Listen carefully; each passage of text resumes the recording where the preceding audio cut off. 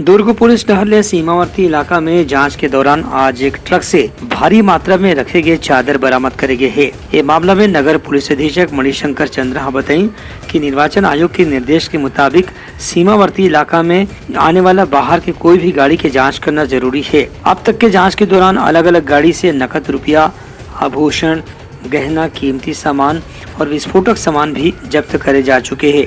यही कड़ी में आज जेवरा सिरसा थाना पुलगांव के पास में उत्तर प्रदेश से आने वाले गाड़ी से जांच के दौरान वहाँ रखे गए भारी मात्रा में चादर बरामद करेगी।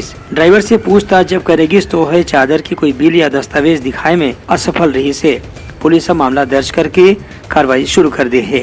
चुनावी आचार संहिता को देखते हुए पुलिस अधीक्षक महोदय के द्वारा लगातार जांच अभियान चलाए जाने का निर्देश प्राप्त हुआ था। इसी तारतम्य में चौकी जेवरा सिरसा के द्वारा और एसएसटी टीम के द्वारा जांच की जा रही थी। इसी दौरान एक कंटेनर की जांच की गई जिसमें अवैध रूप से चादरों का परिवहन किया जा रहा था, जिसको 102 के तहत जब्ती की गई है। आगे नियमानुसार कार्रवाई की जा रही है। जब्त मशरूक़ा की कुल कीमत 15 लाख रुपए है। ब्यूरो रिपोर्ट उत्तलंघा न्यूज़।